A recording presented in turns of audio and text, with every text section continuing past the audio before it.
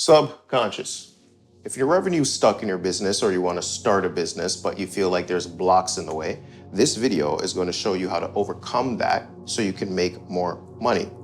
Now, I run a program called The Next Realm, and I've had members close $3,000, $4,000, $7,000 sales, have 5-figure months, even 20K weeks. And what I'll show you is what I teach them to master their subconscious and break their income ceilings. Now, I'm going to guide you through a 3-part framework of how this works. So let's get into it. Your business or your income, even if you don't have a business, is stuck because you have mental blocks in the way that you're unaware of. And it's very frustrating because you can't see it, you can't detect it. Even if you do see it, you don't take action on it because you see more drawbacks than benefits to fixing the block. So this keeps you in the same spot or worse. So let's get into it.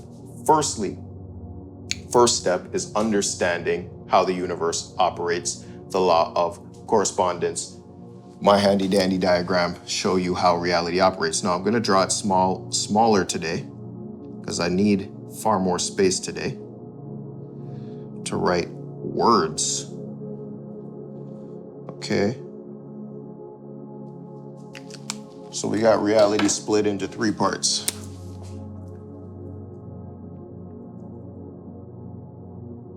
Spiritual. People are probably like, Seth, you draw the same diagram all the time. Yeah, because most of the time you need to not learn new things. You need to master the fundamentals of how things operate.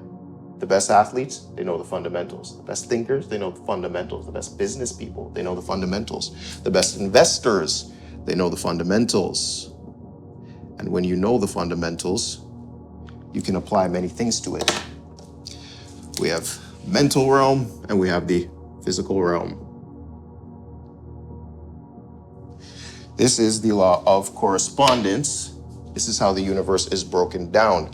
At the top of the spiritual plane, we have the All, or God, or Allah, or the Big Bang, whatever you want to consider the initial creation spark of the universe.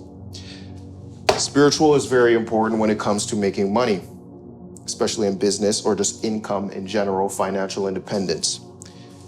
Spirituality is determined through purpose, mission, and vision.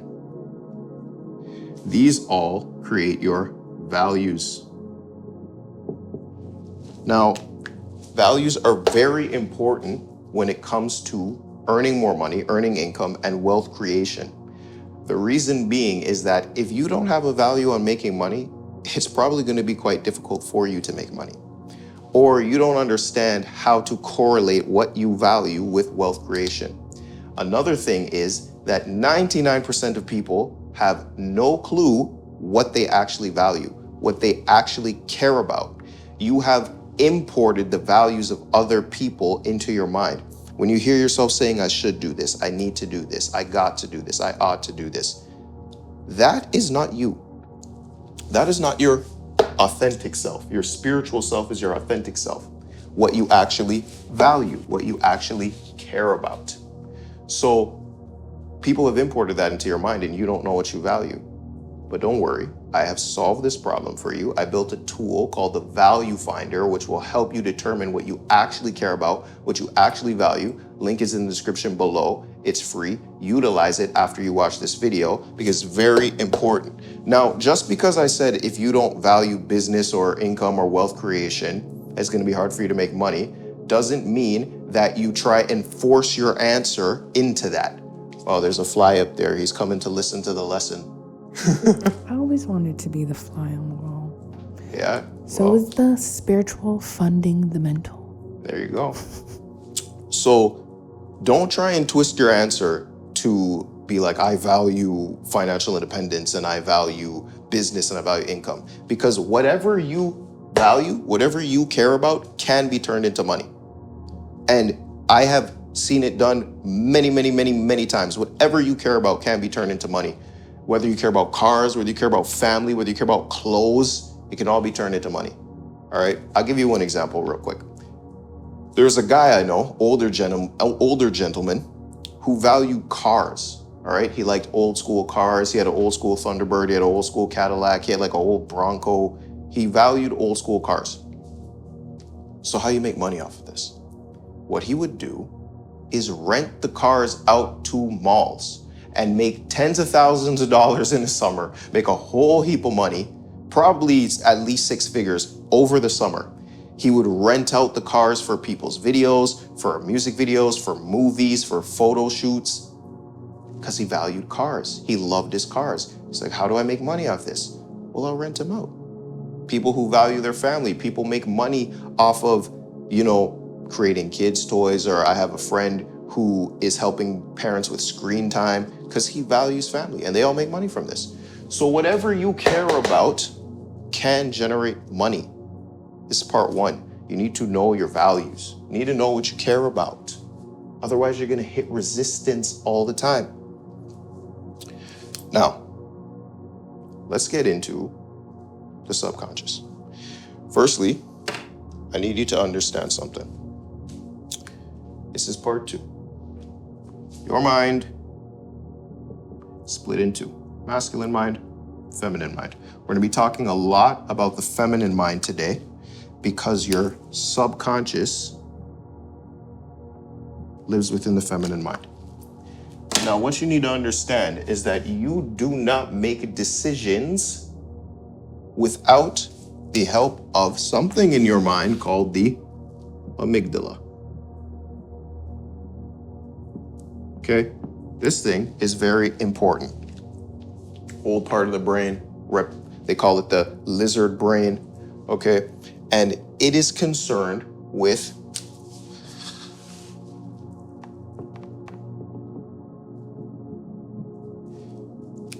if you saw my influence video, I talk about this, right? The amygdala is concerned with predator and prey, pain and pleasure.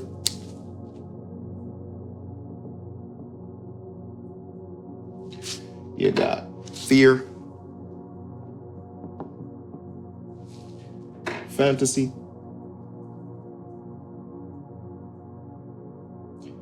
pride on this side. Here we'll put narcissism. Okay.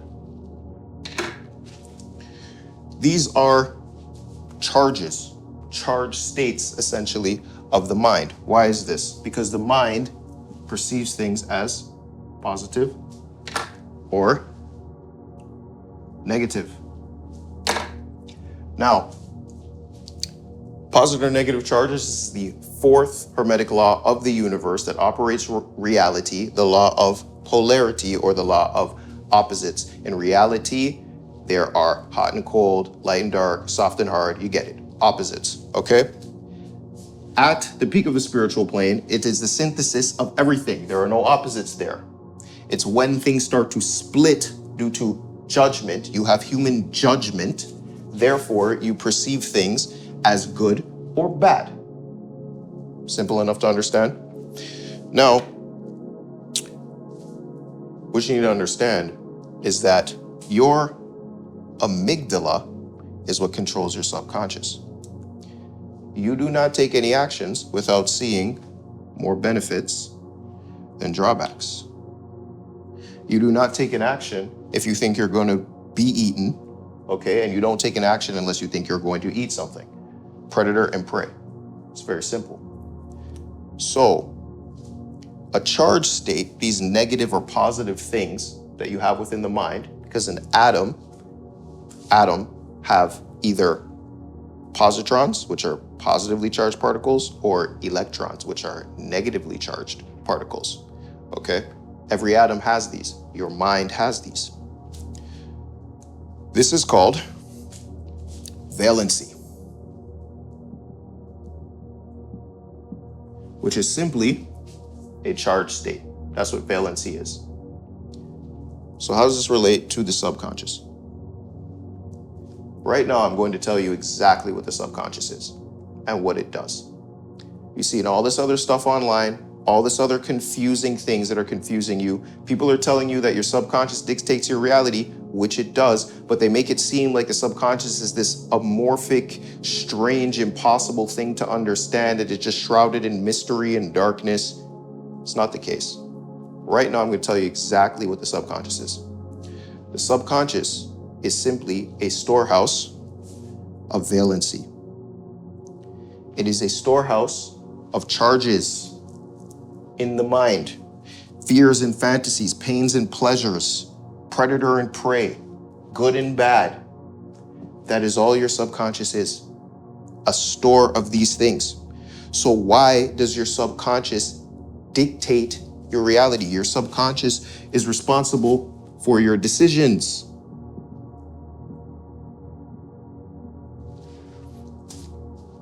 Because your amygdala is responsible for your decisions. Any decision you make is an amygdala-based decision, guys.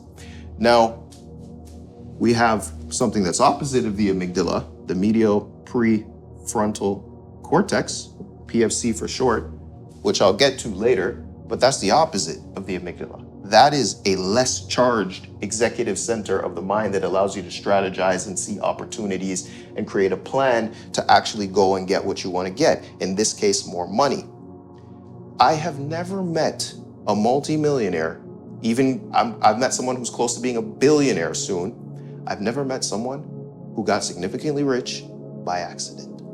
Okay? Sure, there was luck involved. All right, you got to believe that you're a lucky individual. It's better to believe that you're lucky than unlucky. But I've never met anyone that didn't have some sort of plan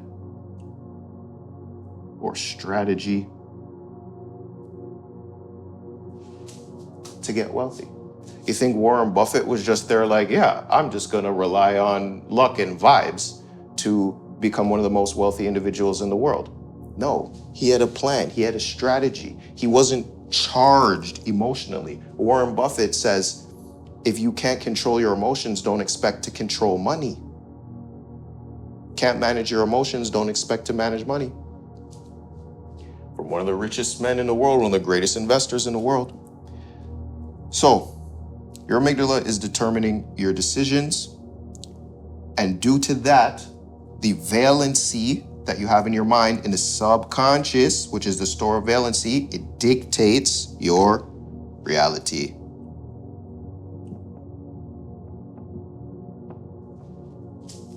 It's that simple, guys. That simple. That's what your subconscious is. So, your subconscious is preventing you from progressing. It's preventing you from making the money that you want to make. Why? Because you see more drawbacks than benefits to scaling up your business, starting a business, building a business, getting a raise, getting a new career. You see more drawbacks than benefits. That's why you don't take an action. You see it as a more predatory action than a prey action. So you don't do it. And the predator side, the pain side, is more motivating than this side. So you don't take action because your subconscious, deep down somewhere in your past, had some fear somewhere, likely when you were a child, some fear that has stopped you from making the appropriate moves. Because you know what you need to do. I know right now, so many of you watching this video, you know what you need to do. Whether it's getting on YouTube and putting out content and letting people know what you do, or setting up that website, or figuring out your offer, or actually messaging people and seeing if they can buy from you. You're not doing it. And you know that you need to do it to make progress, but you won't because you have these things. You got fear. And let me tell you something. The level of fear you have is going to dictate the level of fantasy you also have. Like I said before, I have not met anybody who just fantasized about things and had no plan and got super rich. It's a fantasy. You need to make it something concrete that you can execute in the world. I find that you're very quiet today. I don't really have a lot of ins to talk. A lot of ins to talk. I'm going too off. I'm going too off. All right. Fantasies, okay? And this is how you get addicted guys. This pain and pleasure cycle is how you get addicted. So you have fears about doing something. Let's say you have fears about making more money, and there's fears in the way of living the life that you want to live. So what do? You have this grand fantasy. So you hop on Instagram, you see everybody else's life, you see everybody else's vacations, you see all the nice things everyone else is doing, and it builds this fantasy for you like, oh man, I wish I could have that too. But then you go back to your life and you get depressed because you don't have these things. Okay, you get depressed. Over here, you feel happy, which is a polarized state. All right, you get depressed because you don't have all these fantasies that you saw other people have.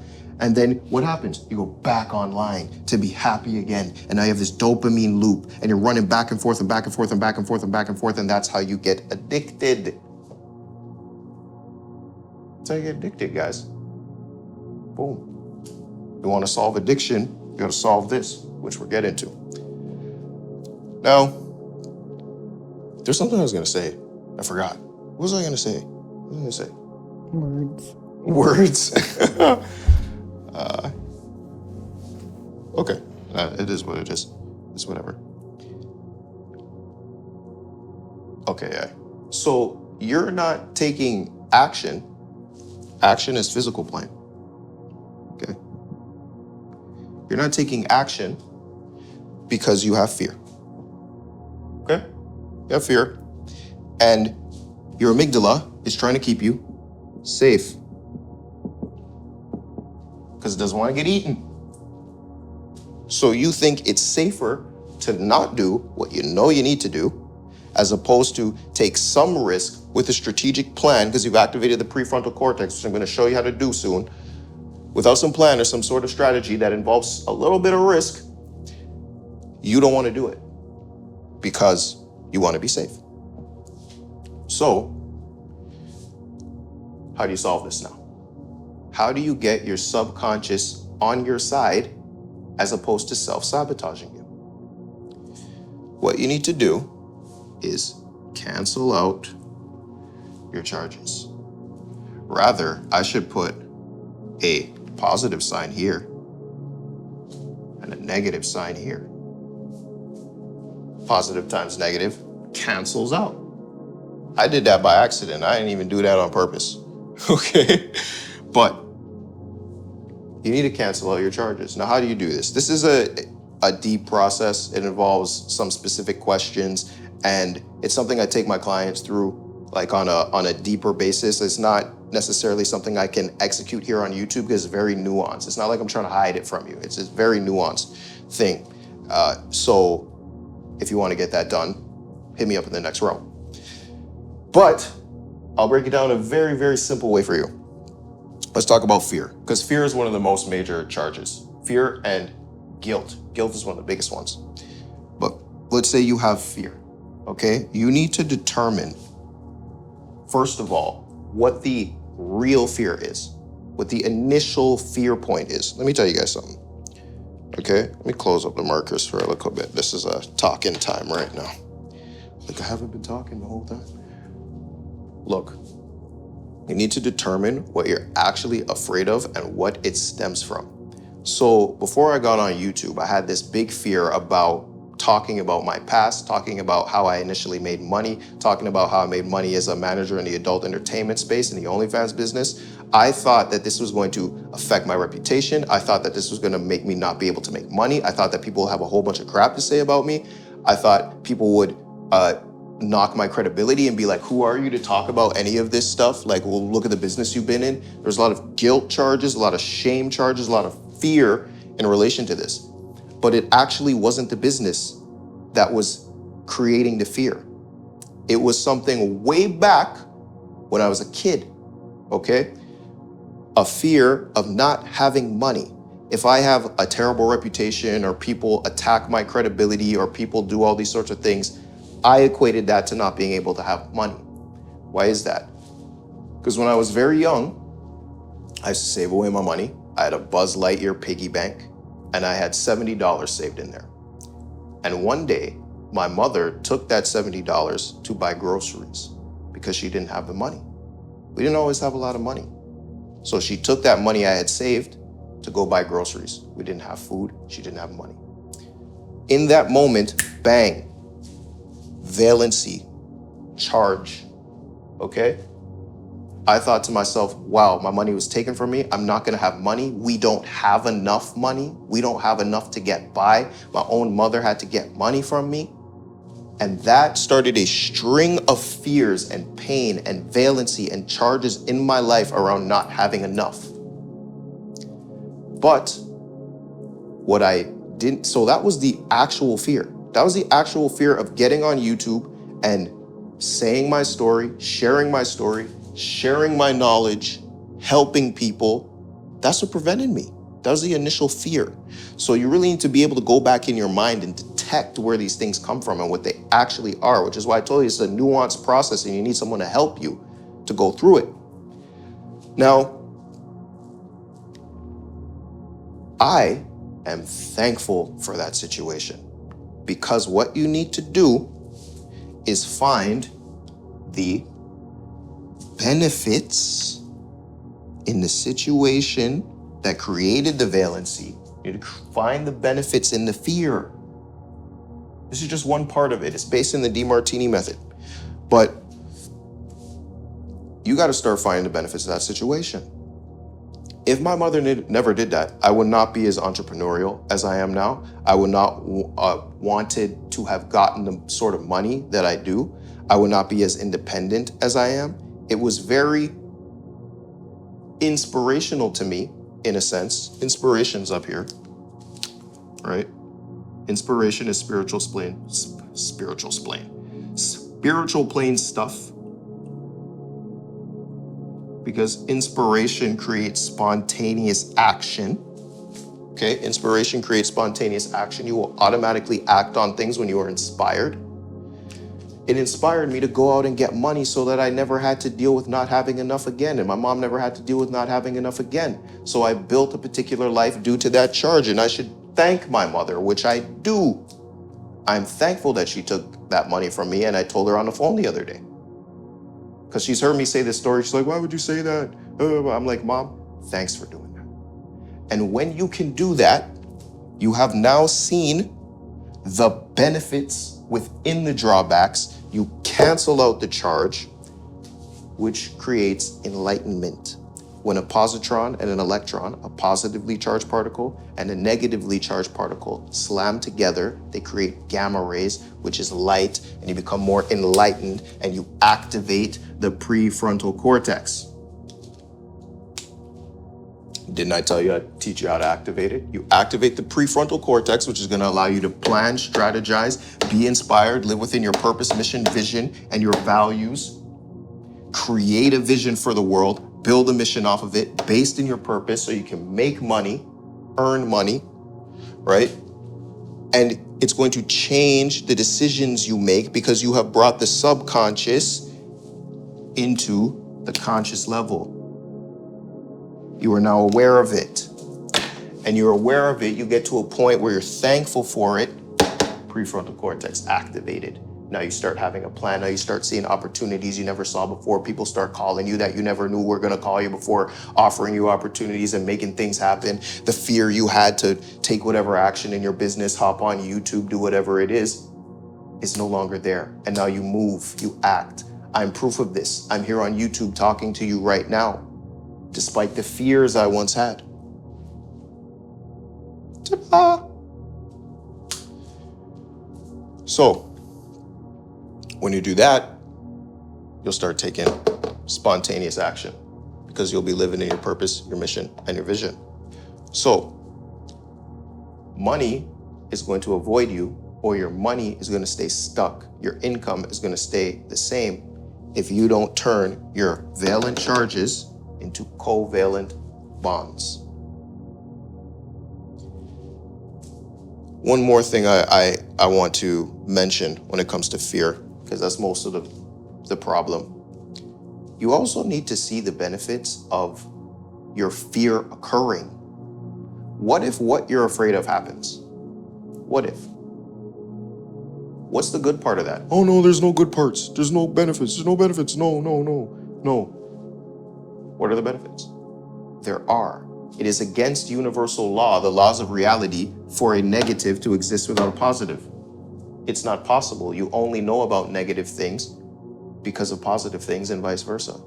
So there is a positive side to your fear occurring. And when you start figuring that out, you start canceling out the fear even more. And the crazy thing is, what you're afraid of most of the time is just a trick of the amygdala saying, oh, remember what happened? Remember what happened when you were a kid? Remember, no, it's scary, it's predator, it's pain, it's problems. It's tricking you. It's trying to keep you safe. But it's a trick. Because most of what you're afraid of, it never occurs. It doesn't happen. So, with that, cancel out your charges. Turn the subconscious into conscious. Now you know what the subconscious actually is. It's just a store of valency. And now when you start canceling out your charges, you can use that to get rich. And I'm on thinking about all these things right now. A lot of people look at billionaires and millionaires and gajillionaires and all this stuff and think they don't care about people, that these people are ruthless and wicked and all this type of stuff. One, you're just more charged than they are. Just more charged than they are, right? Their subconscious, their valencies, they've canceled out more things, or they found less things problematic. You have more problematic things within your mind. A lot of the time due to religion, due to teachers, due to parents, you have all these other problematic things in your mind, but morality is human. Judgment is human. God, the Allah, the Big Bang, does not judge. It is the synthesis of all things, good and bad. A lot of people don't want to hear that. But the less charged you are about things, the more you'll be able to get what you want out of life. I'm not telling you to go out and do all kind of wickedness to people. We need morality for a functioning society. But the more charges you cancel out, the more money you will make. Look at Warren Buffett. Control your emotions, control money. And that's that. See you next time. From me and wifey, peace.